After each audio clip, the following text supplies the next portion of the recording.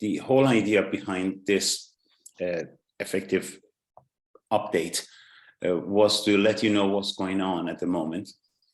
We have had a broad movement in Iran, and this broad movement has effectively, this current wave started in September. So we effectively had 4 months of it. During this 4 months, a lot of things have happened in Iran and a lot of changes have taken place. We have had gains from this movement. We have seen changes in the society. I think probably one thing that everybody agrees with is that there is no return to what was pre-September. That's for definite. There has been changes in terms of forcing back the state.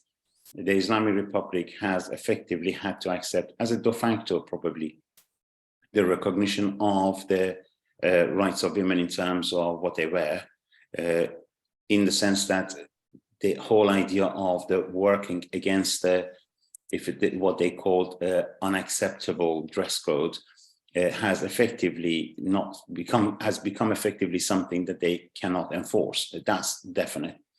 The segregation that they had in different workplaces and universities to start between men and women, again, has de facto been turned down.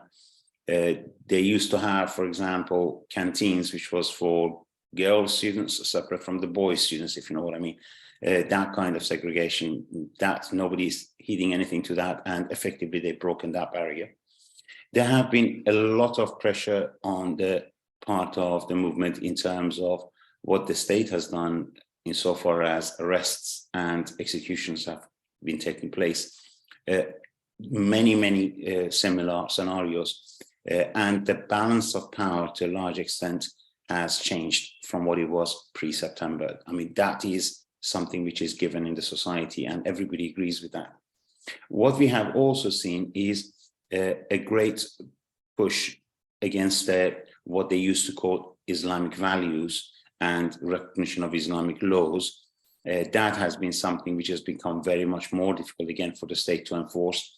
And to a large extent, people have found the confidence, I think, particularly from the youth onwards, and that has had its own impact in terms of all aspects of life in the society. We're looking at arts, we're looking at universities, we're looking at workplaces, we're looking at the general confrontation between the people and the variety of security forces. In all of those aspects, there have been changes, and those changes are not possible to be taken back to pre-September. I think that is one thing which is definitely the case in Iran, in terms of specifically that of the women, that of the youth, and that of the confidence of pushing the Islamic forces back.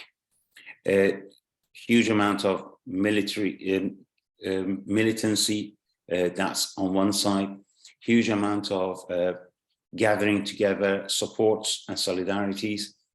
We see it in all aspects of life within the society, and that has been growing. At the same time, we have had a lot of local organizations forming, and this is something which obviously, insofar as the Islamic Republic is concerned, is clandestine, but in terms of their role in the protests which are taking place across all cities, is something that local people are aware of who they are and what they're doing. So from that point of view, a lot of changes in terms of the balance of power. The issue at the moment has been effectively continual polarization in the society. The Islamic Republic has got to take a stance. So let's break it down to separate sections. One section probably we could talk about is that of the Islamic Republic and the revolutionary movement. Perhaps another aspect would be that of the right-wing alternative to the Islamic Republic. And then I can talk about a little bit on the left and the working class from that point of view. So if I break it into those sections, I think that probably gives us a reasonable structure. Insofar as the Islamic Republic and that of the revolutionary movement is concerned, the Islamic Republic has got problems. On one hand, the issues that I think effectively all capitalist states are feeling in terms of the crisis which is going around, that's there. as a background. In Iran, obviously, there is inflation like everywhere else, rising, but we have the issue of hyper inflation as well, and rising prices and devaluation of the currency on a daily basis. Effectively, what you can buy today, you better buy today, because tomorrow you may not be able to afford it. That's the extent of the change in terms of the basic needs. On one hand, the Islamic Republic has been trying to set a scene of dialogue, what they call dialogue, between those who want to change and that of the Islamic Republic. There have been talks from a variety of authorities of the state that we need to converse, we need to discuss, we need to actually find ways that we can make changes. Some of the rules are not really compulsory. Some of the rules can be something that could be effectively, the person could be given a warning or be told about it rather than actually further arrest and things like that. That's on one hand, but at the same time, they are using obviously the usual route of the suppression by imprisonment and executions as another means along the way in order to ensure that they can actually push those two together. There is one thing about the arrest. There have been, over the past 4 months, according to the variety of sources, nobody knows the exact number, but their talk is around 20,000 arrests. There have been hundreds of executions, including underaged, quite a few underaged people. At the same time, the Islamic Republic needs to carry out some of these executions in order to actually ensure that its own forces do not fall into disarray. There have been casualties on both sides, but at the same time, the forces of the Islamic Republic need to feel the confidence that the state is actually backing them. And part of the executions is effectively one of the ways of the Islamic Republic reinforcing its own forces, as well as obviously the issue of suppression. There has been a lot of cracks in the whole state. A variety of authorities from different parts have actually come out and have started to say this cannot be done, this is not acceptable, we are facing an avalanche coming in front of us, and if we don't do anything, then this avalanche would engulf us all. So therefore, we might as well start thinking about criticism of the state and changes and reforms requirements. This is what we see effectively continuously. Meanwhile, they are actually using all of their forces into scenarios where they have to give them a variety of trainings, special meetings to stop the breakdown that they actually are facing in the whole apparatus of the state. We have this on one hand. For example, just to give you one scenario, we see the brother of the head of the whole national media, the state TV, for example, has become and has left the country over about, I think, 18 months ago or so, and has sought to become a political refugee in Canada. A variety of issues like this, to publicly coming out and saying this cannot work and we need to make changes. So we see changes on the top, but what we see is while the lower levels probably fall and actually move out of the state apparatus, the higher levels tend to actually go towards the right-wing alternative. These are the main heads of the sections which are actually leaving the state. We have alongside the way, as I said, the tool of pressure of expense of daily life to such a level that people actually are seeing a lot more pressure on themselves, unable to actually cope, increases in poverty to a very, very large scale, with large numbers, millions and millions are joining every day to the sections of what is known as under poverty line, according to even the Islamic Republic's own statistics. We have, on the other side, the right wing and that of the revolutionary movement and the contradictions between these two.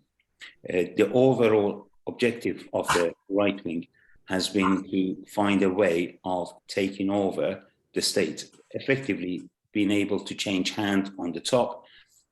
And what the right wing has been pushing is that they need to gain acceptance from generally the states of the West.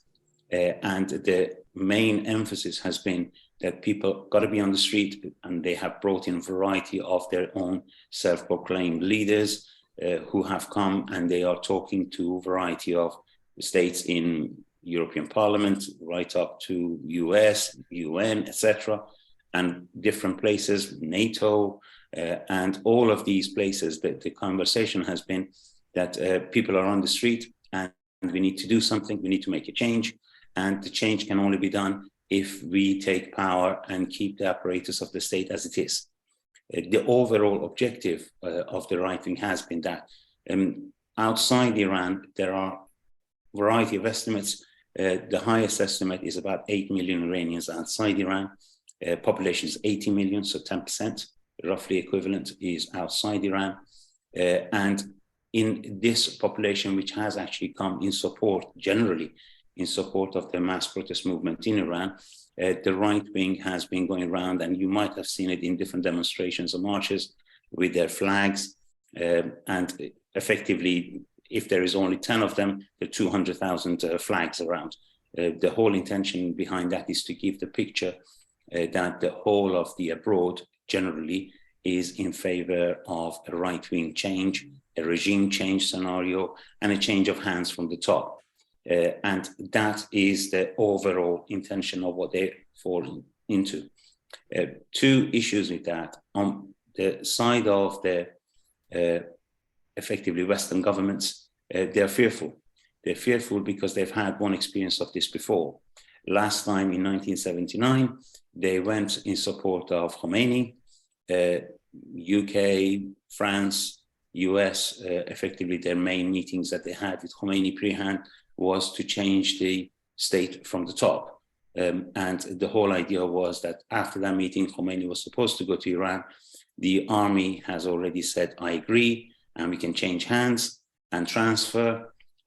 But the actual people on the ground decided not to stop, and they went for a complete armed insurrection, which blew up the whole thing. And the Islamic Republic came to power with the intention of rebuilding what they had before. The secret police was rebuilt using the old ones.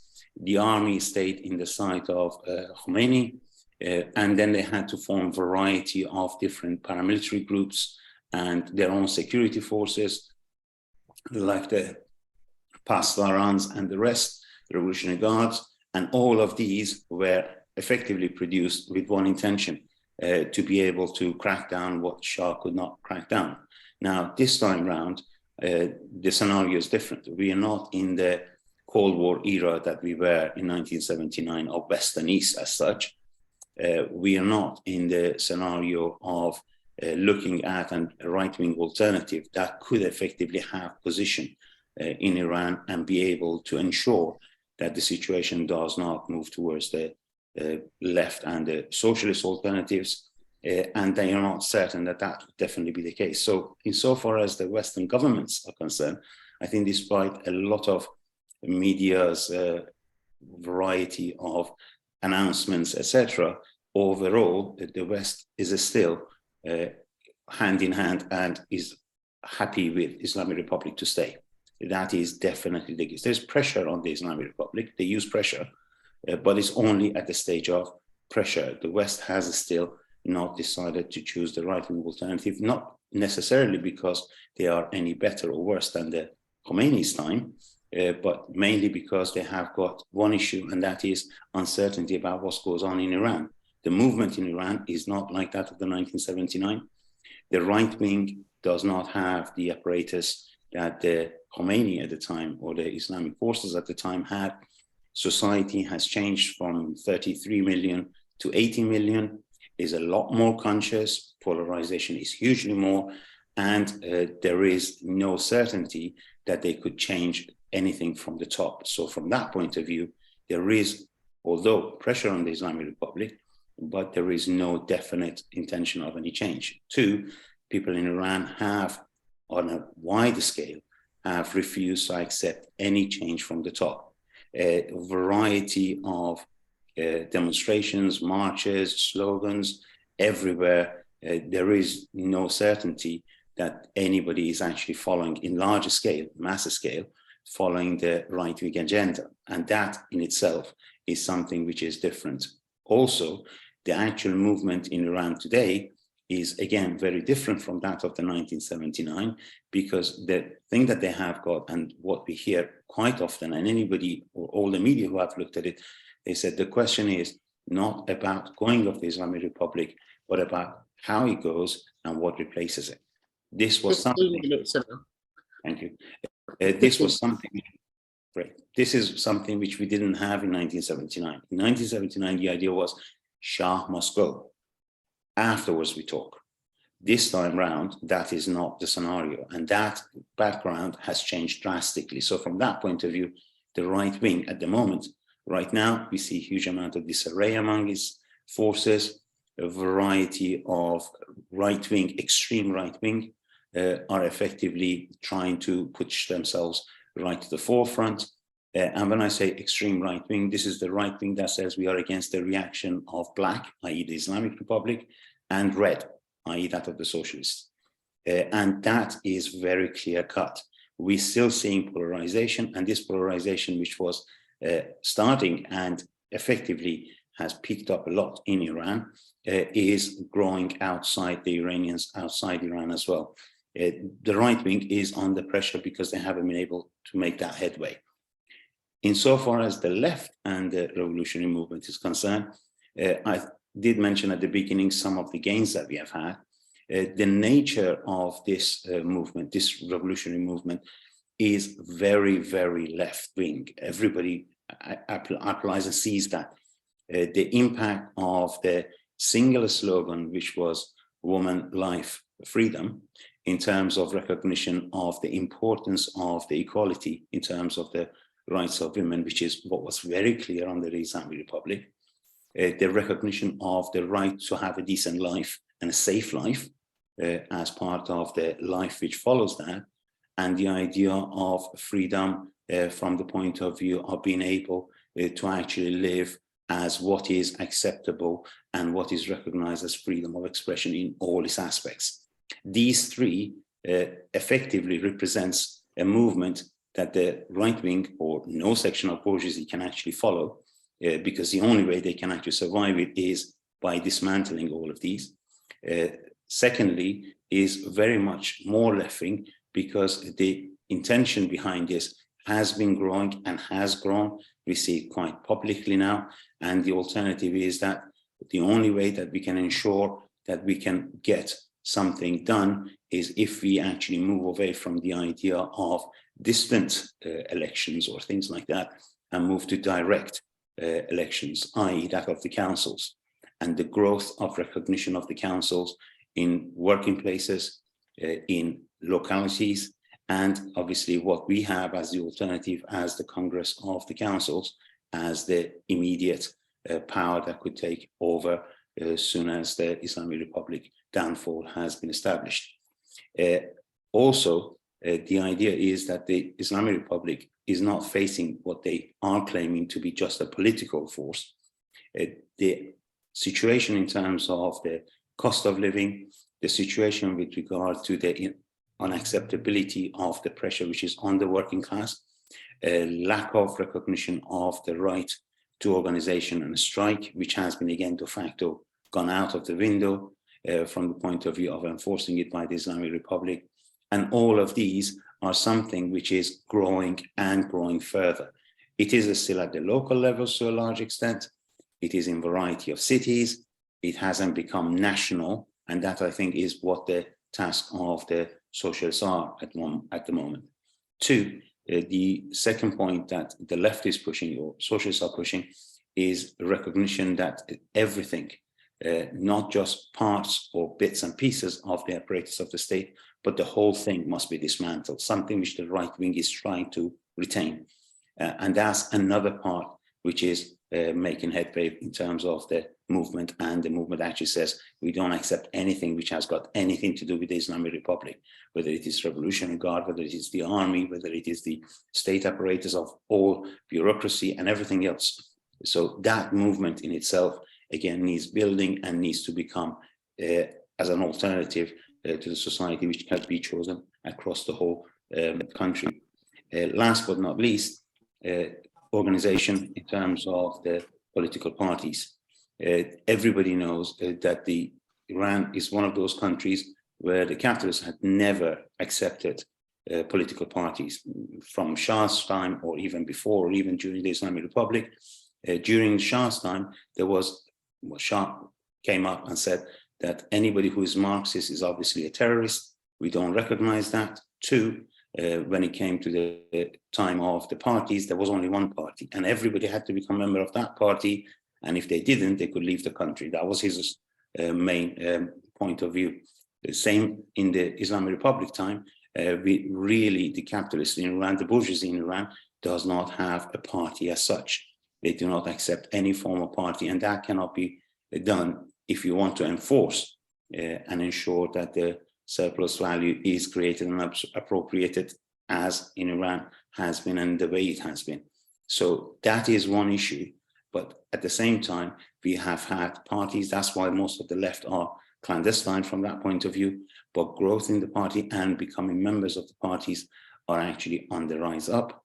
And this is something which what we want to push is being able to form and being able to have mass parties that can actually operate as mass parties. And these are the main areas where we could ensure that the least costly from the time, from the life point of view, would be to get rid of the Islamic Republic and ensure that the people can actually rule by themselves, on themselves, through their own councils and through an alternative which they put to the Islamic Republic, and dismantle everything, all armed forces, all of the security forces, all of the intelligence services and everything else.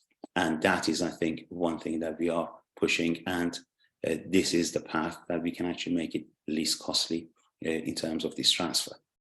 Overall, this gives you a picture of the work. There has been recently, what we're seeing is a growth in the number of strikes again. We have it in the oil and petrochemical industries. We have it in the steel industry. We are seeing it in different parts. The Islamic Republic tried to give some meager values or upholding of the payment of the wages in order to ensure that they keep it as much separate and avoid any form of mass scale protest of the workers. But we're seeing growth in this, and the fact that people are saying, or in workplaces from, as I said, different factories and industries, right up to schools, teachers, etc., that this is not the way that the country can move forward. And the only way is if we do have a decent life, have security, have an end to the Islamic Republic rule, and be able to say how the society should be run, effectively the rule of the councils. And this is what we're seeing at the moment. I hope I've given you a quick update of what's going on. Okay, thanks very much, Aman. That's brilliant. Right, can I throw the meeting open to questions, contributions? You can just stick your electronic hand up if you could, and I can see you.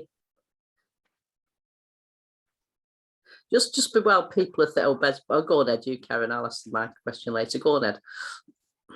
No, Pam, please ask your question. I don't want to butt in.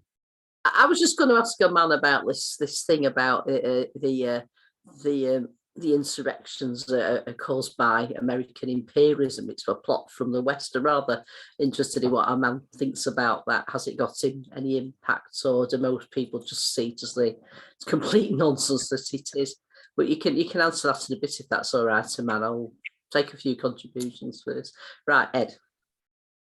Well, Aman, thank you very, very much for a really well presented and clear introduction, and a very exciting introduction. And it reminded me of some of the things we were talking about in 1979 when the previous revolution took place. And I was very interested to hear you kind of try and draw our attention to the differences between now and then. I mean, there's a couple of simple questions and then a more complicated question. The simple question is, can you give us an idea of the size of the industrial workforce in Iran now? And how many people work in very big factories? And what kind of demand is there on the world market for the goods that they're producing? Because I'm asking that question because it's relevant to the self-confidence of the biggest battalions of the working class. As I understand it, quite a lot of the population still work in small industry, sort of markets and that kind of thing. What's the proportion of the population there? And what's their sort of political consciousness? Are they drawn towards the ideas and the gravity of the big industrial working class, as the peasants in Russia were at the time of the 1917 revolution?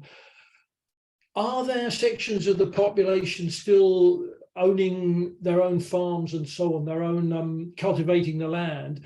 And what's their attitude towards this revolutionary movement? Those are the relatively straightforward questions. The more complicated, I mean, you said there are moves to grow recognition of the councils in the workplaces.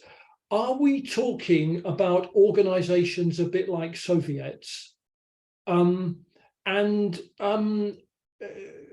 What is the amount of support there is in society for the idea that official political kind of institutions as they exist now should be replaced by something like a movement of workers' councils? I can understand that there must be a lot of latent, hidden support for that because people don't dare come out in the open. But how near are we? How near are you to knowing how much latent support there is, and how near are we to that bursting out in the open as it has done in other revolutions in other countries, both in the past and in the recent past? Thank you, Aman. Thanks, Ed. Finn? Yes, comrades, I found Aman's contribution very interesting and very informative. 2 points I want to make that also link to questions. Firstly, in regard to your description of there never having been political parties in Iran under the Shah. So I want to examine in a bit of detail the issue of Tudeh, the official communist party in Iran at the time of the 79 revolution. The Tudeh party was a traditional Stalinist party, obviously, and loyal to Russia, but nonetheless, they had a lot of support amongst the workers in the industry, the mining and the oil workers and so on. Now, when Russia swung behind Ayatollah Khomeini's regime, the Communist Party obviously fell in line with the official line, but nonetheless, they were a genuine party of workers in Iran. And my question is, what happened to these activists and workers? Now, lots of them were killed, imprisoned, executed. The party was outlawed, but nonetheless, did the residue of that party continue underground? And are there still people around who might have been associated with that movement? But it was a very strong communist party in relative terms. And because the Russian bureaucracy made all kinds of concessions to Khomeini, the Communist Party paid a price for that. So maybe you could tell us a bit more about that. And is there a possibility of similar developments in the short term? The other question is a bit like what Ed was saying, the people's councils, which do exist, and I'm not questioning that. But I'm interested in how they function. Do they have meetings? And who attends these meetings? Are there representative meetings? Are they open meetings? Do they have conferences? Do they produce documents? Is there an open discussion of ideas on the people's councils, or are they just kind of ad hoc groups that are organized to try to resist the more repressive and horrible aspects of the regime?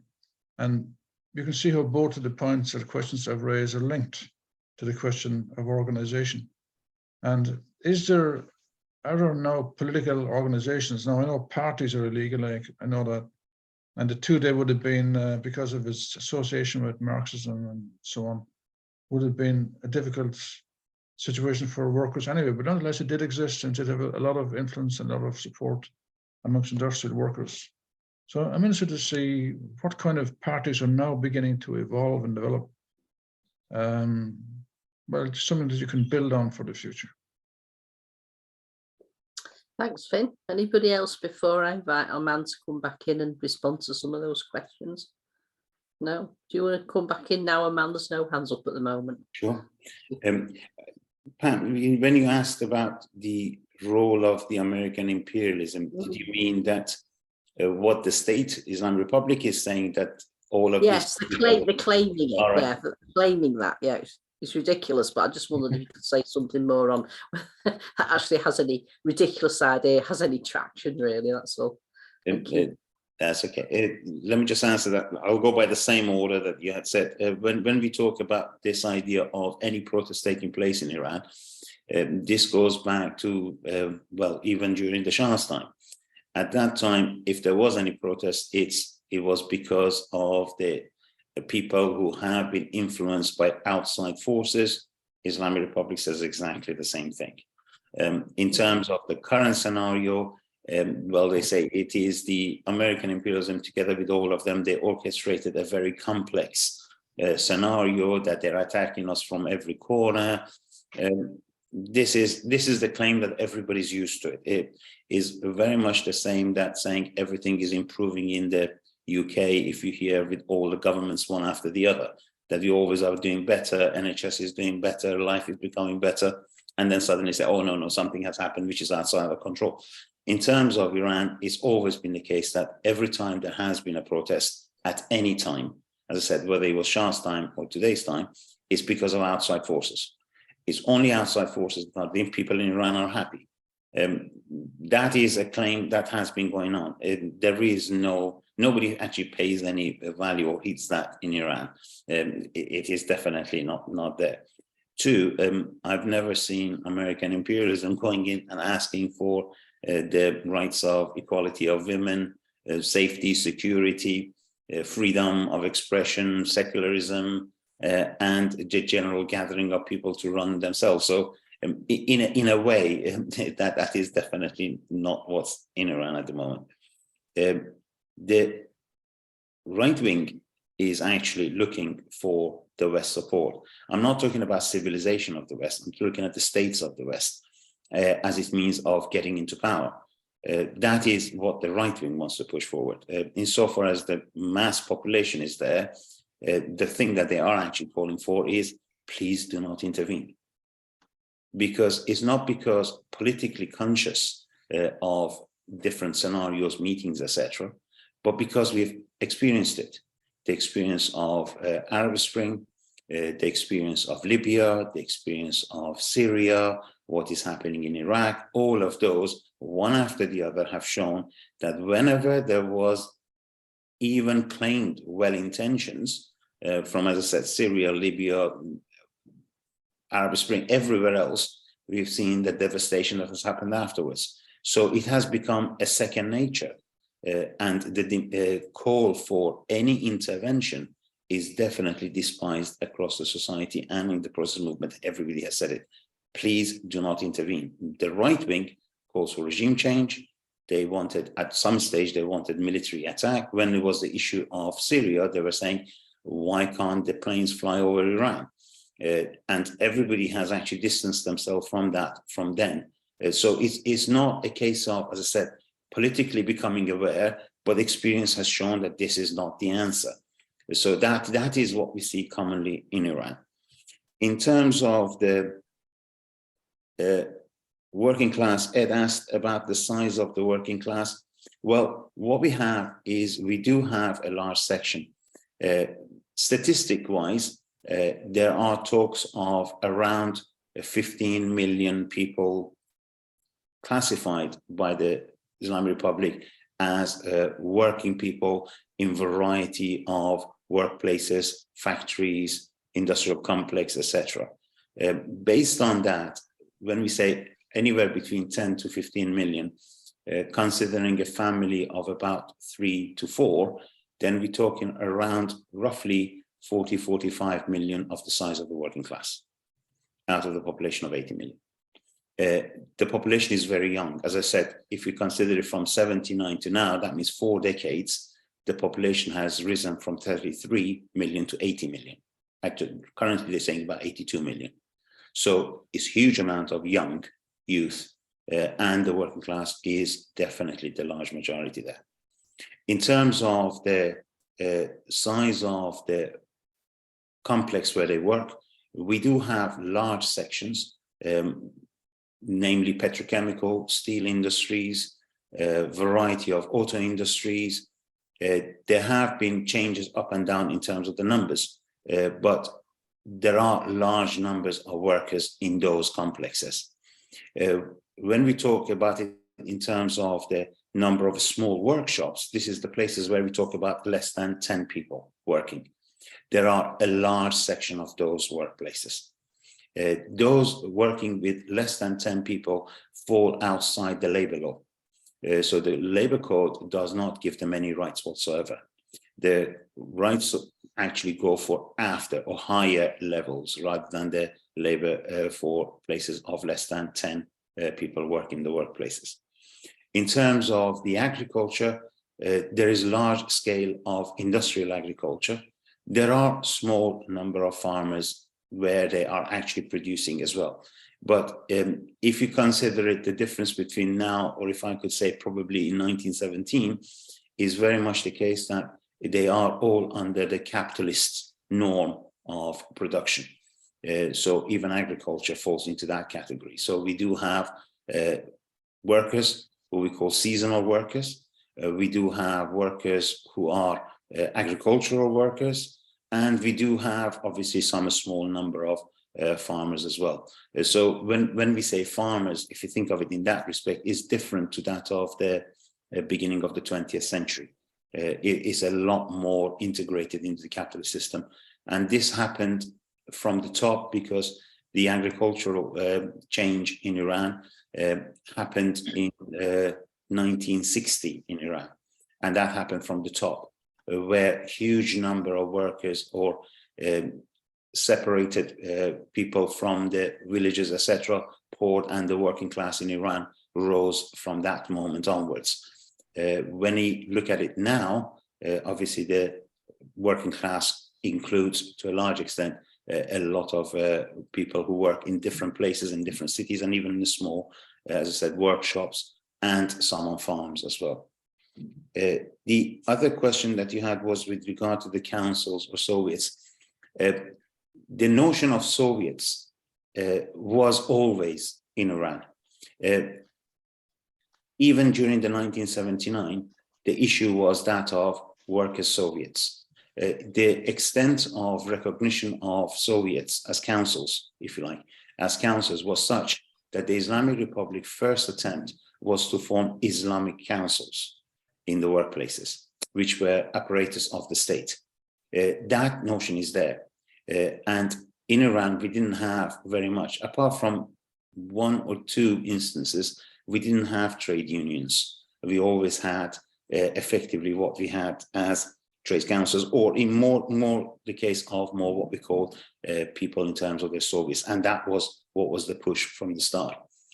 Second point is that if you think about Soviets of Iran, if I use the word Soviets rather than councils, it's because the term is exactly the same meaning in Farsi. Councils meaning Soviets. We call it Shura.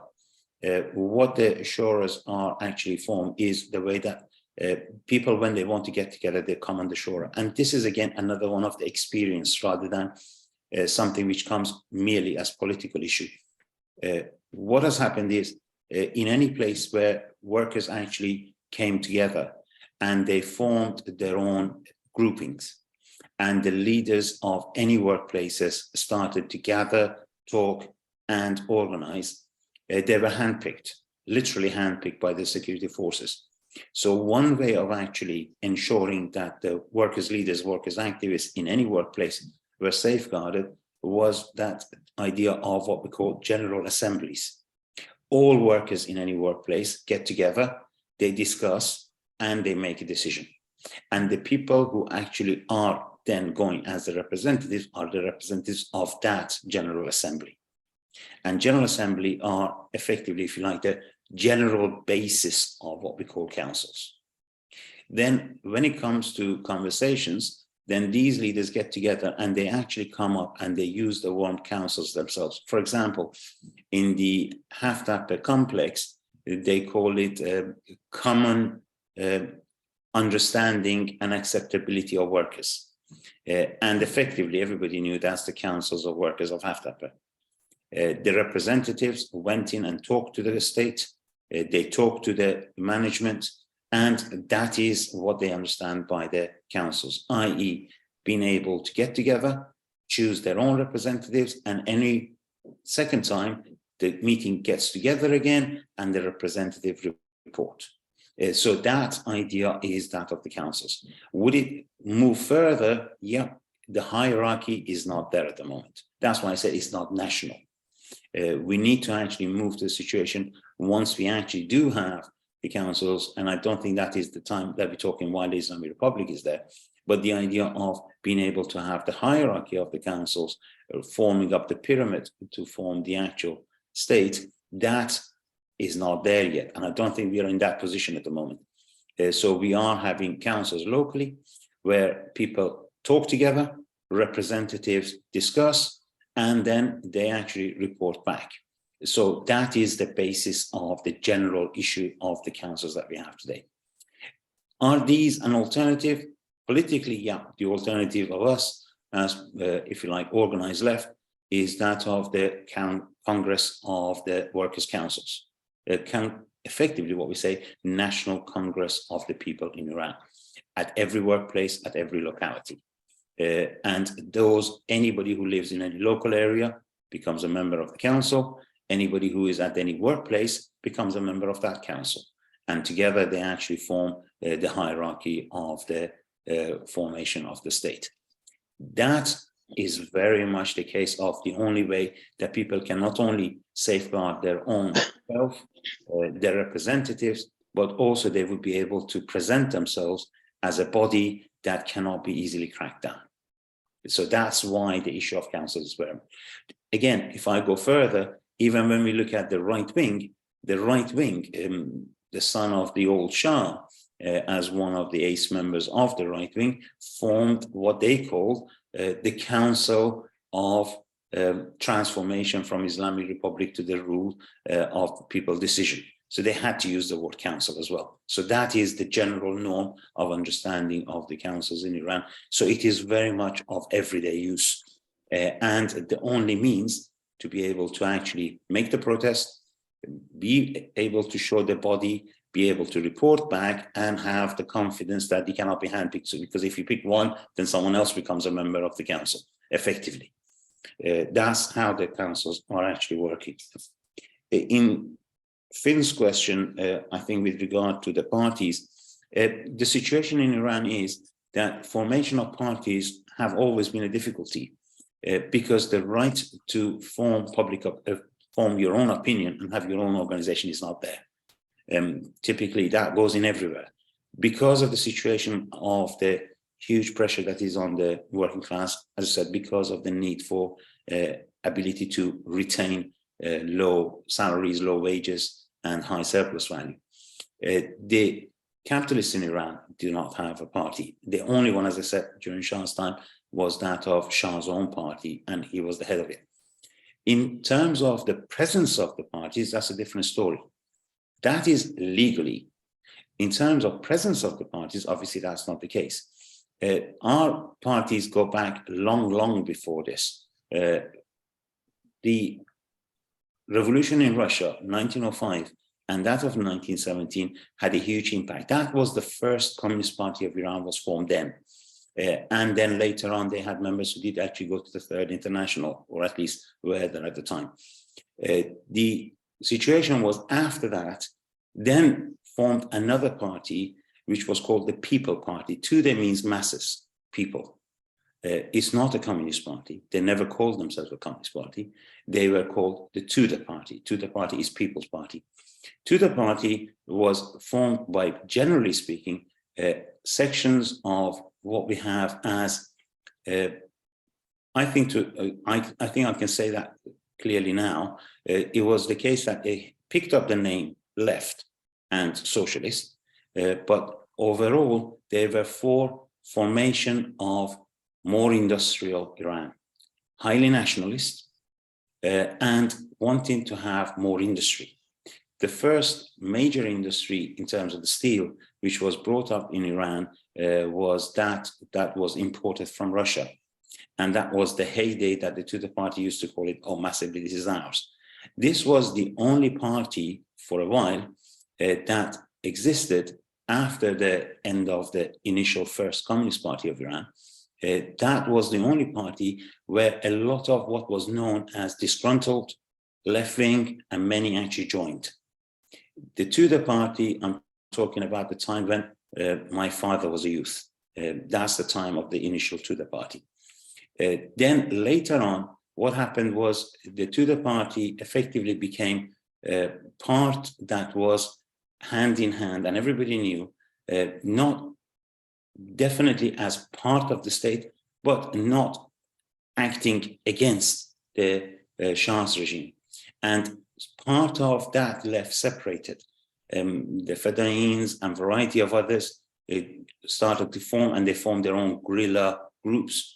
They were formed, and these were known as, in Iran, we used to call them line number 2. Line number 2 meant the line that follows Russia. And then there was what we call, everybody used to call line number 3. And line number 3 were the ones who did not accept Russia, did not accept the US. And this came up to the time of the Islamic Republic. Once the Islamic Republic got to power, the Tudor Party went in support of the Islamic Republic. During the initial crackdowns, the Tudor Party was part of the Islamic Republic forces. They were in prisons. They were part of the interrogators. They were the ones who brought up the ideas of rations to the first Islamic Republic. So insofar as the society is concerned, the Tudor Party became part of the Islamic Republic until the Islamic Republic threw them out, effectively said, we don't want you anymore. Exactly to what happened to Mujahideen to some extent. So when Tudor Party actually was then forced into opposition, then Tudor Party became still known in Iran as unacceptable, as a part of the state, those who have taken part in interrogation of all the prisoners, identifying anybody who was left-wing, and that is the legacy of the Tudor Party. Their link to the other communist parties that are pro-Moscow is where they only present themselves. Nowhere else do you see them in terms of the political scene of Iran. And this has been the case for the past 30 years. They are the ones who actually do have a name. They do have their own publications. Some of their sections come from part of the state. They are still, to a large extent, at any given state, working in as old pro-Moscow. I think even the term Stalinist to them is not really applicable. They are literally as an unacceptable part of the Islamic Republic that have been thrown out into the opposition. They don't have any impact in the political scene in Iran. That has been the case, and it's not now. In terms of their position, if you look at it from that aspect, you can see the position within the working class obviously is not such. What we do have is reformism, those ideas that, oh, we need to actually have the workers not participating in politics. We have got our own trade issues to consider. That is the bedrock of that section or that movement. And Tudor Party, as Tudor Party, is not there. I think reformism, to a large extent, is an issue which we have within the working class, and that does take its own way. When the situations of protests grow, that reformism becomes smaller in terms of its ability to maneuver. When the times of protests and revolutionary times come up, then that effectively changes. So this is the scenario in terms of what is the Tudor Party. Other parties, yes, exist. We've been there for a long time, obviously. So we do have our own work, we do have our own organizations, we do have our own hierarchy there. So there are political parties, but what I meant was in terms of acceptability of political parties, that is not there. That was from a legal point of view, and that's not there. In terms of the role of the left and the position of the left and ability, I think it is very difficult, because when it comes to socialists, to a large extent, as organized, it is very clandestine. It has to be. In Iran, nobody would actually get you just simply because you say, I'm a worker. No, you're not going to be imprisoned, unlike Shah's time, because you're a Marxist. You're not going to be held back because you say, I think socialism is an answer. Those are not crimes. Crime is when you become member of a political party. That is the crime. So, for example, we've had comrades who have been held. They couldn't prove they're a member of parties like us. So therefore, they kept them in prison, torture, etc. But afterwards, they left. During the early times of the Islamic Republic, effectively up to 3 years after the uprising, that was the time where the Islamic Republic, through, as I said, Mujahideen out, and through some of its own sections of the liberals out, at that time, they went by a huge attack on the left and on the workers. At that time, anybody who had any inclination towards left was executed. We had 100,000 deaths at the time. This is how Islamic Republic actually managed to come to power and retain power and stop the revolution which took place in 79. Establishment of the Islamic Republic in 2.5 years after the uprising was done through that pressure.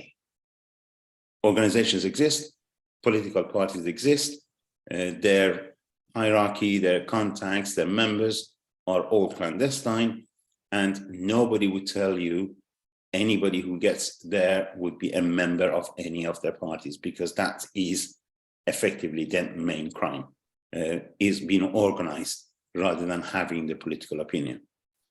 That time they actually got rid of everything, and from then onwards, that 2.5 years after the uprising, where political parties actually held meetings and under their own name, and they had their publications produced and published in Iran and distributed. After that time, any such material or any kind of association with any of these parties became a crime, and from then onwards, the situation changed. So all the publications went clandestine. You couldn't find them in the news agencies, and similarly in terms of the presence. So that has been the situation of the left. The main part of the left, which came up under the name of Communist Party and then later became Worker Communist Party of Iran, that was the biggest left-wing organization. That was, if not one of the biggest organizations in Iran. Later on, there were splits and some changes, but that was the large-scale political party in terms of the left and the socialists in Iran. I hope I've answered your questions. That's great. Thanks for that information, Aman. Who would like to come in next? Don't see any hands up at the moment. Almost everybody. Anybody want to ask any more questions? Sure, somebody does. If nobody has anything, I'd like to add a couple of words. Yeah, you carry on. Yeah, David has got a question. David, do you want David to come in next, Aman?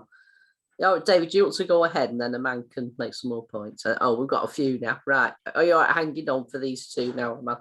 Okay, David. And then Matthew. David Hempson. Can't see him. We can't. Oh, he is now.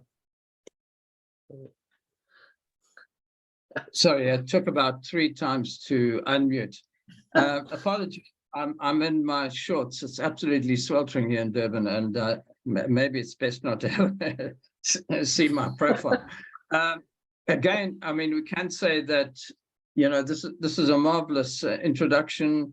and gives us more than that, but an up-to-date review of what's happened from the time when there were literally, well, tens of thousands and almost hundreds of thousands out in the street, but in some differentiated way. In other words, much more intense in some areas than others, but where the intelligentsia, it seems, at least the university students, seem to be totally alienated from the state and prepared to repudiate it quite openly. And then what I heard the other day in the analysis was that the regime was having to appeal to its own members to come out publicly on the media and say that they support the regime. Because actually nobody, even within the hierarchy, wanted to say that they supported the executions and other measures which government was taking. In other words, there is no ideological consistency or strategic consistency, and they have to, take some steps back. But it's somewhat like the late apartheid regime, where it would make some internal concessions and then have all kinds of external aggression. And then they would start killing leading activists and then offering some other concessions. So it's a very confusing time when the state actually doesn't have any distinct way of dealing with an uprising. Just some questions I'd like to raise. This question of the West, if I could just use it in a very broad term.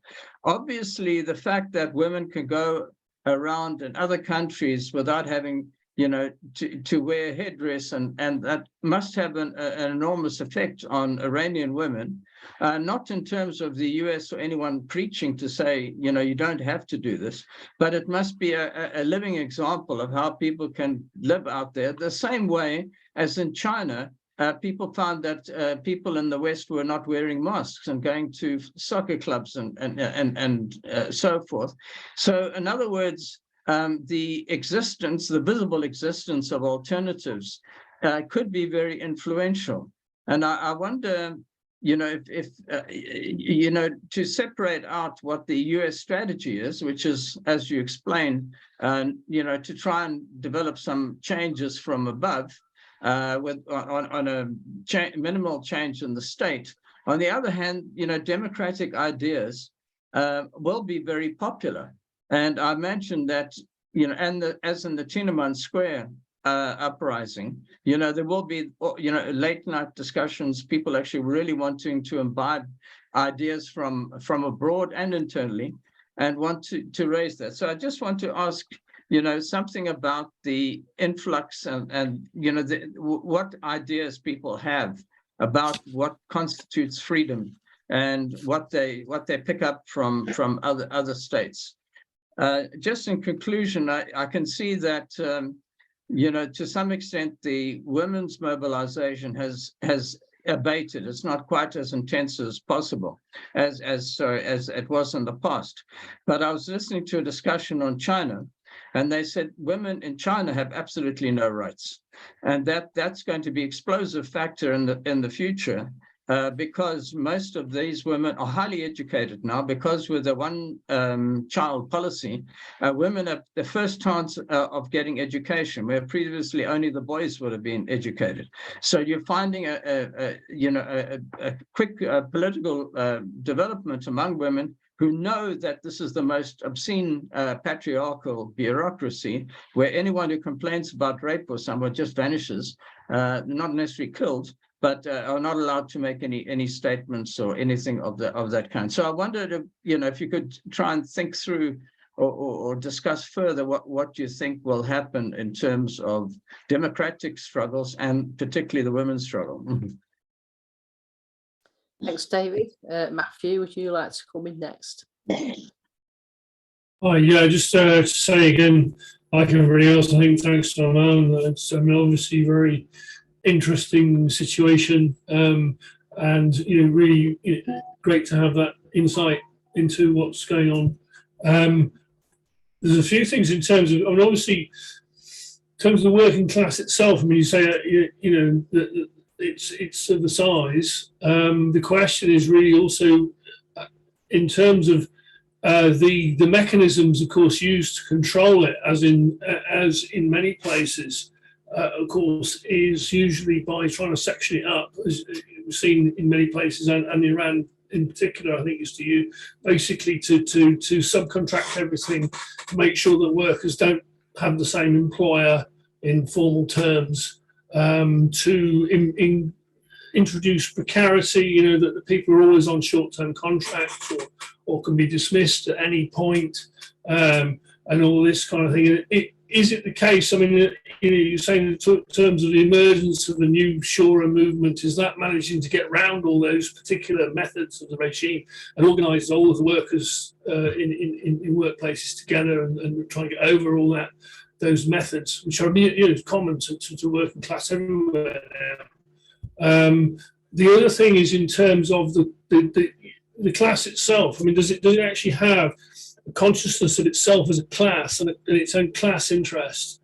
However distorted. I mean, obviously, the consciousness of the working class tends to be, have a degree of a sort of slave notion about it, but at least if it sees itself as a class and having its distinct interest, that's a step forward. And it's not always the case. Certainly in places like the US, it only exists in marginal terms. It's just what degree of class consciousness is there? I think I was going to say something else as well, but I'll leave it at that. Thanks. Okay, Matthew, it might come back later, I expect. Anybody else before I invite Aman to come back in and respond?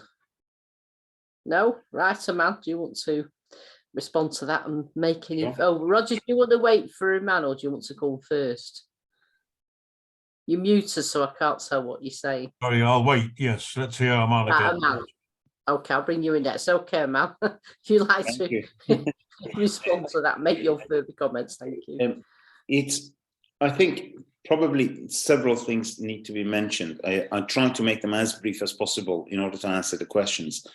In one part, David did say that because of interactions with the West or with other countries, and people see other people not wearing scarves, etc. Could there be an issue there? And to what extent do they understand the issue of the freedom, democratic freedoms and rights? Two things. The Islamic Republic came into power on two main bandwagons. One was crushing of the working class and being able to retain the position economically as much as it could and pushing back the political system. Secondly, the way to actually push that back and enforcement of the Islamic laws was not because the society was Islamic, was not because they had a notion that everybody supported. The reason why they were chosen is because they had an alternative and they had a network. The network of the mosques, the network of the forces that they had. That was what the Islamic Republic or Islamic forces had in 1979. And that was their way of actually coming in. Secondly, the whole idea at the time, if you recall, in 79, was the issue of the green line against the red line. The green line being the Islamic, red line being that of the Russia. We were in the height of the Cold War, if you recall. So considering that, they had a position. And the Islamic forces today, whether we see them in Middle East or whether we see it in Afghanistan, is a different kettle of fish. It's completely different. What has happened was, in terms of coming to power, one of the things that the Islamic Republic pushed for was to enforce those positions of itself as the ruling body and running its own dictatorship, was to ensure that part of the society en masse was actually pushed back. And the issue of lack of recognition of the rights of women, considering women as third-class citizens, not just as a consideration, but enshrined in the law, was that of the Islamic Republic way of actually pushing the society back.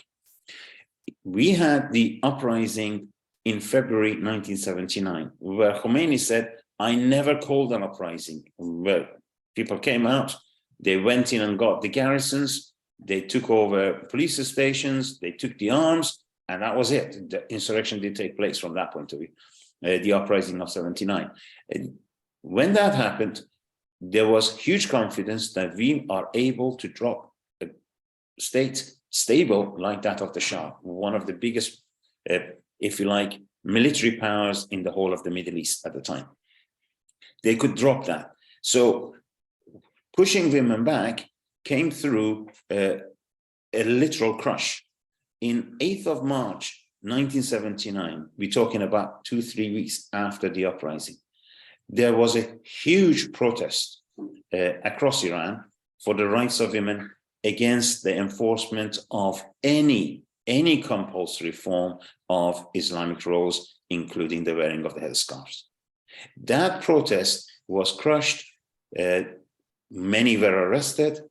A huge number got kicked and got injuries by mobs with chains and knives, etc. And from then onwards, the Islamic Republic was quite adamant to say women are not the same as men. So it was enshrined in law from then onwards. Under the laws which are in Iran, a woman cannot become a head of state. A woman cannot actually, even as a witness, be counted the same as a man. So if we go to a court, I would carry one witness, then I need 2 women witnesses to counteract me. That's in the law. And many other things actually changed. Now, this pressure has been building on women from the day one in order to actually push back that revolution. Iran was a very modern society from many aspects. So pushing it back and attacking the revolution was through that. So the struggle for the rights of women has been one of the issues that has been going on for over 40 years in Iran. And it's not just today because of internet or because of seeing outside. This has been going on and it's very, very deep rooted. From that point of view, the idea of fighting back, and today you see again the issue of women, is something which the society has been carrying on all this time. It's not something that has happened in effectively more recent times. Then from the idea of freedom, I think, and perhaps this is partly similar to what Matthew mentioned in terms of class consciousness, I think there are ways of actually expressing that. We do have a lot of women organizations in Iran. Part of them are formed informally, like women actually forming groups where they actually go on a variety of activities, social activities and other activities. But what has happened is economically, over the past 15, 20 years, the role of women economically and numbers in Iran has changed drastically. Today in Iran, we have, in terms of the whole higher education student population, the number of women students are more than men students. The number of schools with women in there are more than that of men. Economically, the position of women has changed as well. Women do not have the same rights at workplaces, the same as men, but their role in the society economically is something that cannot be ignored. This is the background where we have with regard to the situation of women. Yes, we do have still the state with a law that a girl could be married from the age of 9, 10, etc. Does it get practiced? Well, rarely. Is it the case that the state can push that? Yeah, it is the case that still a woman who wants to leave Iran would have to have the permission of the husband or father by law. Does that actually take place? In other words, do women actually leave Iran? Do many of them work in the same way as the patriarchal Islamic law? No, the society has rejected it. That's why pressure on women has grown. All the time we've had this issue of called morality police, because they had to form a police force during Ahmadinejad's time, which is about 13 years ago. They had to bring that as a specific force because they couldn't enforce it. And that is the difference between the society and the state. The only way that we can see that is if we recognize this as a long-term issue to one that is very deeply rooted and respected in the society. At the end of the day, like any other capitalist country, the overall culture and approach is that of the state, that of the bourgeoisie for the moment. So from that point of view, rules are not in favor of women. In society, obviously, the situation is very different in terms of the people who actually are there. In so far as the situation of workers, etc., in terms of, again, similarly to the class conscious, I always thought that we recognize the class consciousness of workers through their parties. That's how I always understood that. A worker on their own expressing it, or as a movement. Movement expression in terms of how acute it is, I'll see it in terms of the way they organize in terms of the parties, mass parties. In terms of the actual workers themselves, the working class movement and left and socialist, communist, from that point of view, I'm using the term that Marx used in the manifesto. From that point of view, the way they actually have done that is one thing they have always been fighting against. The Islamic Republic has tried to segregate and divide in order to be able to rule. This segregation and division has taken place on several areas. On normal workplaces, any major workplace has been divisionalized and sectioned, and each section belonged to a different entity, legal entity. That legal entity could be an agency. You and I could have been working together in the same factory, but now today we belong to two different companies. That is on a broader scale everywhere. This idea of general assemblies overcomes that. It actually goes over that barrier that the Islamic Republic has forced. Another area where the Islamic Republic has tried to do it has been through issues of different nations. There are very different nationalities in Iran. Baluchis, Kurds, Turks, Arabs, Fars. We do have a large number. What they do is, in some parts, they take some people from one section to the other. For example, in some industries in the south, they do not employ the people in the local area. They bring people from outside, or their managers from outside, i.e. from other areas, in order to make sure that there is no link. They do that also with the armed forces as well. For example, the people who actually are in one city of Kurdistan in the army, they come from another area or another county from Iran, just in case that they would have problems and repercussions afterwards, because people know each other. Gradually, they know each other's families, and obviously it's not something that they want to have an impact in terms of being able to suppress. So they have been doing that from the forces, and they have been doing that in the workplaces. The idea of the councils obviously overcomes that again, because people, doesn't matter where they come from, who they are, what they are, they become a member of that council. So that overcomes that too, and general assemblies actually overcome that to a larger scale.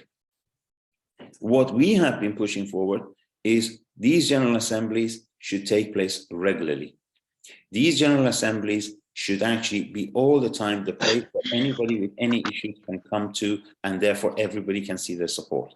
So organizing them in a regular manner has been something we've been pushing for, 20 odd years. And in some places we have got it to some extent. In some places, obviously not necessarily because of the situation of the consciousness or politically, or very much because of the issue of suppression.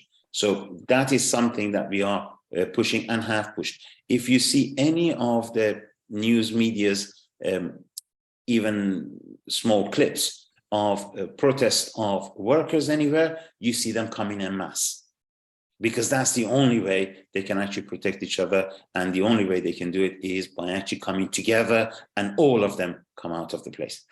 The idea of also forming the councils for us is one thing, and that is this is the only way we can actually ensure leaderships are actually recognized in every local area. Unlike the right wing, which likes to do it from the top, the only way that we can actually have leadership and ability to be able to progress forward is to make sure local leaders actually take local control. And the only way to do that is to form organizations. Let me just mention one point in here. I'm trying to be as brief as possible. The situation of people going, and the youth especially, going to the streets. Highly militant, very brave, immensely brave. And when we talk about the youth, we're talking about the people definitely in their teenage years to the early 20s maximum. The majority of that youth, we were talking about partly even secondary schools, where they actually throw out the ministers, they don't listen to the headmaster, etc., etc., and the universities. Now, people on the street are expressing their opinion and are there, but they are there as individuals. There is no way we could actually see that movement growing. We said that there is a stage where we have to have masses on the streets. That's in every revolution. But in order at the moment to get there, we need to make sure that the idea is that we do have organizations. Now, places where the organization exists, obviously that works. That kind of individual militancy and bravery and radicalism on the street has a short life. It can't continue like that. What needs to take place is organization. Now, students in universities were also protesting, huge protests across all universities. And these protests, the university students did not leave the university compound. They actually did the protest within the university, which is what we have been pushing for all the time.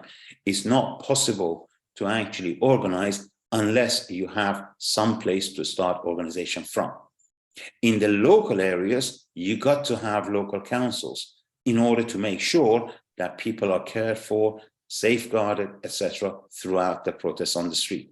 Individuals on the streets, once they're all there, it's very difficult to do it unless you have got pre-organization in advance.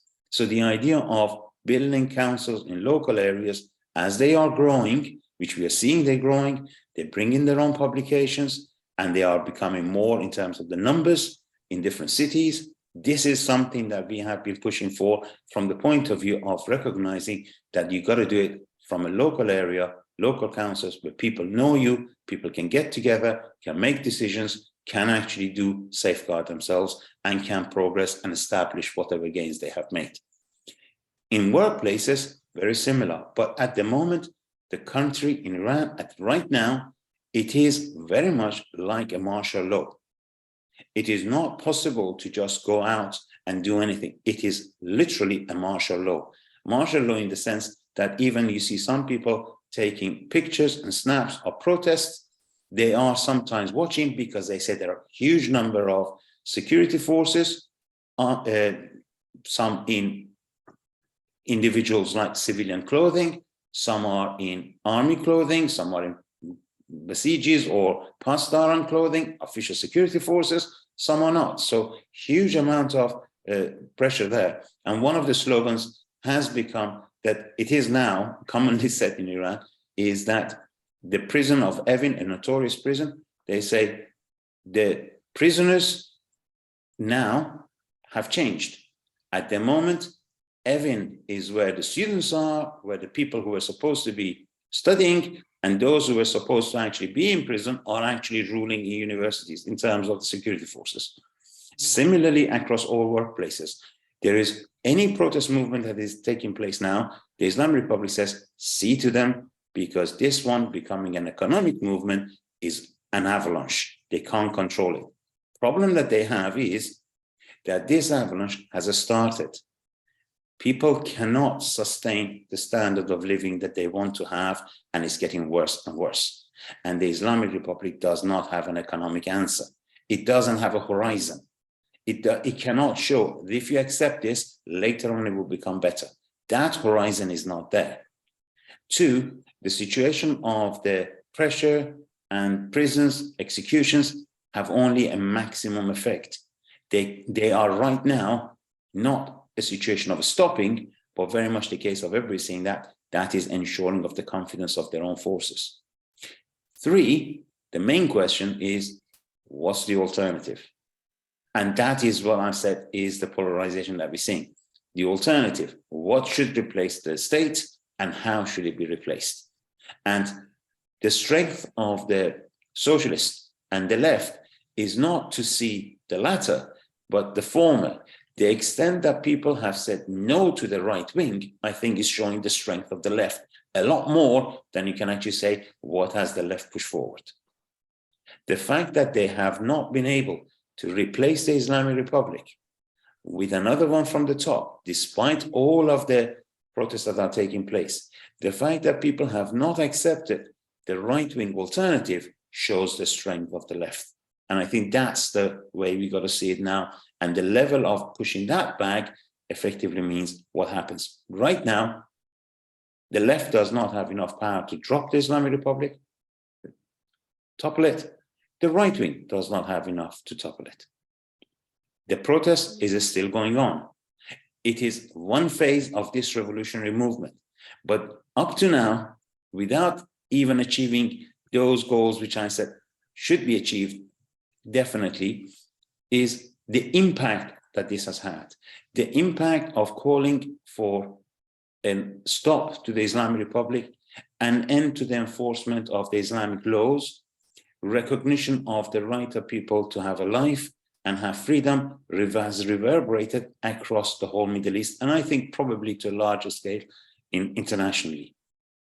The right of women is very modern, very left-wing, very socialist, and it has shown support across the world, I think, to a large extent, but it has a huge impact in the Middle East. Secondly, the level that the Islamic Republic sets back and accepts any part could be its downfall, could be its way of defending. In either case, it doesn't have a way forward. The situation continues. Is it still a crisis? Is it still a revolutionary movement? It's progressing, but you're not necessarily seeing it in the streets as much. And I think this is one way of saying at the moment, it is building itself up to a large extent. And I think that's the excitement of it all, that how fast and how well it builds its alternative, how fast and well it can actually form its own councils, and how fast and well it can actually replace the state with their own council force. And that, I think, is what we're pushing for. Thank you. Thank you very much, Aman. Roger, do you want to come in now? Well, actually, I lowered my hand because Comrade Aman has largely answered the questions that I was going to raise. I must say that, as usual, his exposition of the issues is absolutely crystal clear and really comprehensive and really inspiring. So, I mean, I don't think I'm going to make a redundant contribution, which is going to really raise the same things. Of course, there are one or two points, but I think I'd leave it at that. Perhaps the only thing I would say is my very final question was immediate perspectives.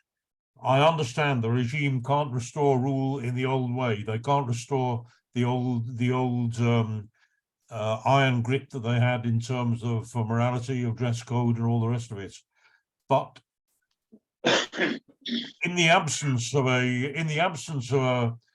a comprehensive program to change society, is it not possible that the regime could, well, the movement could exhaust itself, that the regime having made concessions, that the regime could stabilize itself for a period? And really, my question is, what next? What do you see as the short-term perspective for the movement? Okay, thanks, Roger. We seem to be sort of coming to the end of the discussion. Are there any other points anybody wants to raise, or any other questions that you want Aman to take up? Anything at all? Can't see any hands up. No? Okay, Aman, back to you then. That's okay. Sure. I mean, Roger, actually, the question that he had is the very, very appropriate one in terms of what is the current in terms of what happens next. Well, the state cannot continue as it is.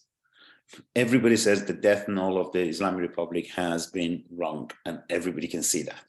So they heard it, they know it, and they know that this is not going to be possible to continue. what they are building on is and their ability to sustain. The difficulty that they have is the difference between the Islamic Republic and probably Shah's regime.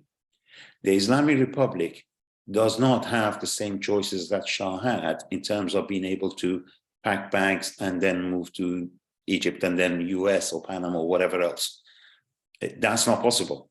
So they said that they actually fight right to the end. We always have a saying, we say the difference between the state of Shah and many probably states in the region and that of the Islamic Republic is that if you consider a glass, many of them are like a normal glass. When they fall down, they crash. But Islamic Republic is like a crystal glass. When it falls, it becomes thousands of pieces, each of them with a claim, each of them with the difficulty of thinking what should happen next. So from that point of view, our way of actually getting rid of the Islamic Republic is to have such a major force that we can stop all these thousand forces. And the only way to do that is by a very united, big, major working class movement. 2, is it possible to have this as one? I think it may take more than one revolution. I think the class struggle would probably become a lot more in depth after the downfall of the Islamic Republic rather than now. So more ties to come in. Third point probably is that what I think I personally have learned, and many of us have learned at least even in the last few months, is that revolutions are not copies of previous ones. The next Iranian revolution is not a copy of 1979. That time has passed. It's not going to be another 1917. Everything is a lot more complex. The capitalists are a lot more aware. The working class is a lot more aware. Class consciousness is a lot higher. Their tactics is a lot more. Would there be a war? Would there be hundreds of things? We have to fight in many fronts. In order to avoid the minority or small organizations of extreme nationalist ones, local nationalists, I mean, tribal ones, who are trying to push it on their own way, at the same time, avoiding anybody trying to actually make use of one section of society against the other. The only way we can do this is through formations of the councils. And from that point of view, for the past 2 years since we brought out the intention as our immediate action was that of the Congress of the Peoples through their councils. What happens right now is 2 things. I tried to mention it. One is we have to push the right wing back. And at the moment, we are actually gaining grounds on that because the right wing cannot answer. So exposing more and more the right wing, there is no point of exposing the Islamic Republic. Iran is one of those countries that you don't have to expose the government. It's a given thing. Exposition or exposing of the right wing and right wing alternatives is high on agenda. What the right wing is showing is they can talk to the states, they can talk to major parliaments, and they can talk to NATO. What we need to do is to say our alternative is working class abroad, progressive organizations, trade unions. This is our background. So we push it from the point of view of gathering support through there. Recently, for example, in Denmark, the unions actually came in support of the protest movement in Iran, while the extreme right wing in Denmark brought out their Iranian members onto the media to say, we want a regime change. And that's what the right wing is actually pushing forward. So that battle goes outside Iran as well. 3, and probably the most important thing is making sure that we form our organizations and growth of a party. We think that it is impossible to actually go forward and win without a party. So growth of our party from the point of view of not necessarily I'm talking about individual members, but I'm talking about the growth of organizations into mass parties. That is, again, our immediate aim. Without that, then obviously the influence changes. Whether that would happen, to what scale, when, obviously that depends on how the movement progresses. But what we can see is definitely the ability of the society to take action and do things which nobody expected. up until September, but well, a few months before that, we had a party declaration that the issue of women is something which is crucial. We need to be prepared for this. We need to be prepared for that, because we could see that as part of something. But September surprised everybody.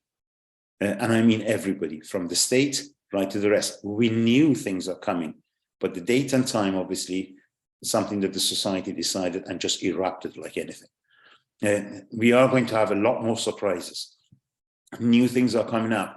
Nothing is given, but the things which are given, and obviously that is organization, long-term alternatives, making sure that we actually marginalize right-wing as much as possible and stop the right-wing alternative. These are the immediate things to do. And abroad, obviously, gathering support, gathering more and more recognition of the left-wing, obviously, issues that are raised by this revolutionary movement, and ensuring that as every step goes forward, we can block the right wing. If it was given to the right wing, anything could happen, from jets of Israel right to US or whatever else, to any sabotage. But at the moment, I think in terms of us and right wing, the issue is that separation and that isolation further of the right wing. And that's what we're working on as immediate end. Could the Islamic Republic stay? Yes, it could. Is it likely that it could stay long term? The answer is no. But could it stay? Yeah, because it just depends on us. Islamic Republic will stay in power until we actually bring it down. So unless our movement is ready to bring it down, it won't be brought down. And people in Iran are not just going to drop the Islamic Republic, saying anything is better than the Islamic Republic. They tried that against the Shah, so that's not going to happen. So the toppling of the Islamic Republic depends on how far we organize and how far we're ready, and the extent that we avoid the right wing of creating another alternative orange, green, brown, or whatever other color uprising and changes that they can actually change from the top. So that's the situation we are. We are doing our job in terms of building it, trying to actually make a headway. But as I said, the extent of ability that we have had has been seen in terms of how much we stop the right wing. And I think that is major, because that's socially marginalizing the right wing is a huge win for the left, but it needs to be literally picked up as the alternative left can actually take power. And that's the scenario we're at. Effectively, I remember what we used to say before. I think I probably mentioned on the phone to Roger as well, watch this space. We have to watch out and do our work. It's a huge amount of work and lots of new things. Honestly, a lot of it is new to us as well, because the youth of today, the answers they give today, many of them are different from what we expected. We push for the council. They see they can't name it council, they name it something else, but does the work of the council in their own area. And that's the situation we're at. Okay. Thanks very much, Aman. I think we've reached the end of the discussion. I think it's been a really, really good discussion. And you've done a most lucid and comprehensive report, Aman. Really, really good. I feel much better informed now myself. So the meeting has been recorded. I will send Aman the link, but it will actually be available on our webpage and on YouTube shortly after the meeting. So, you'll be able to watch it again and ask other people to watch it too. So thank you very much again, Aman, for your contribution. Thanks for having me. Go have a cup of tea. Right, okay. So I'm just going to go to Roger now about next week's meeting. Actually, if David is still here, I think he should announce next week's event, because it's a little unusual this time. Okay, yeah. David? Yes, well, look, it is a bit unusual, but I would ask comrades to try and blend in with what's happening on the ground here. What's happening in Durban is that we've now got 15 US dockers arriving probably tomorrow or on Tuesday, and they're going to be feted by the labor movement here because they were fighters against apartheid, and they helped kick off a mass anti-apartheid movement in America. And then we have a series of academic discussions in the beginning by some quite distinguished academics in the beginning, and then we're going to be having our conference, which I can call our conference. It's going to be centered at the BAT Center, and there will be a speech made by Jabu Nala, who is, I think, well known to the comrades. She'll be speaking in English and in Zulu, because we want to have the language of the people also there. There will be translations, but there will be intense discussion on the struggle against privatization. That'll be on Saturday, and on Sunday, and international forms of international solidarity. We're hoping out of this discussion, we'll be able to relaunch the Dockers Combine. I mean, that's maybe a little too ambitious, but we really are hoping, because, you know, these are people who've actually worked in the past in all harbors, you know, around the world, certainly in Europe and America. And now we're adding Durban to this too. And then on Sunday, and this is where I would appeal to comrades, it's going to be earlier. We're going to be, our time will be 2 o'clock, which is, remember that you're 2 hours behind us. So it does mean logging on at about 12 o'clock. And there will be online discussions and debates with different workers contributing. Again, Jabu will be contributing, trade union leaders from South Africa, basically on the political crisis in South Africa. You're very lucky at the moment that we've had no power cuts for a day. It's unheard of.